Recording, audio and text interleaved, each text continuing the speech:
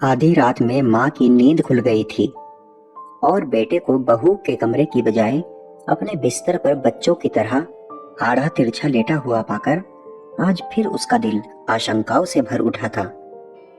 बेटे के सर के नीचे एक तकिया लगा। उसके माथे को सहलाते हुए वह धीरे से बुदबुदाई, अब तो कुछ परेशान सा रहता है।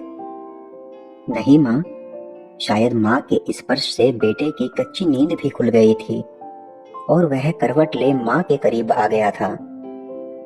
पिछले महीने पति के गुजर जाने के बाद अब उसे भी गहरी नींद कहाँ आती थी। रातें तो यूं ही आंखें मूंद हल्की झपकियों में ही कट रही थी, ऊपर से बेटे की यह बेचैनी। आजकल जाने कब तू मेरे बिस्तर पर आकर सो जाता है। बहू से नाराज है क्या? नहीं माँ, किसी अबोध की तरह माँ से लिपटने की कोशिश करता इस सवाल को भी वह टाल गया। माँ ने वही बिस्तर से सटे मेज पर रखे तांबे के लोटे से एक घूंट पानी पीकर लोटा वापस मेज पर रख दिया था और बिस्तर पर लेटने की बजाय एक तकिए का सहारा ले दीवार से अपनी पीठ टिका कर बैठ गई थी। फिर क्या बात है बेटा? कुछ भी नहीं माँ। माँ की गोद को छोटे बच्चे की तरह बाहों में भरने की कोशिश करता वह उसके हर सवाल को खारिज कर गया था। बेटा बता ना, तेरी बेचैनी देख मेरा दिल घबराता है। उसने बेटे का सर अपनी गोद में रख लिया था। माँ की घबराहट महसूस कर बेटे ने अब खुद सोने या माँ के सो जाने का इंतजार करना छोड़ पीठ के बल लेट माँ के दोनों हाथ अपने हाथों में ले अपने सीने पर रख लिया था।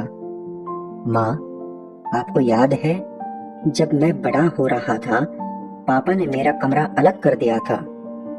अपने लिए अलग कमरे की जिद भी तो तूने ही की थी, माँ ने उसे याद दिलाया था। हाँ, लेकिन तब आप मेरे सो जाने के बाद उस कमरे में आकर मेरे माथे को सहलाती, अक्सर मेरे बिस्तर पर ही सो जाया करती थी और सुबह मुझे अपने बिस्तर पर पाकर तू अक्सर मुझसे एक सवाल पूछा करता था, याद है? सोई गहरी रात में माँ बेटे भूली बिसरी बातें याद कर रहे थे। हाँ, याद है। अच्छा, तो बता क्या पूछता था?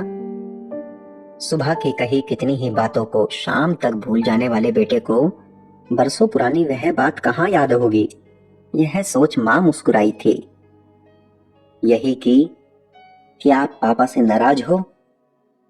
बेटे की अद्भुत याददाश्त क्षमता से रूबरू होती माँ का निस्तेज होता चेहरा अचानक एक अद्भुत मुस्कान के साथ कमरे की मदीम रोशनी में भी जगमगा उठा।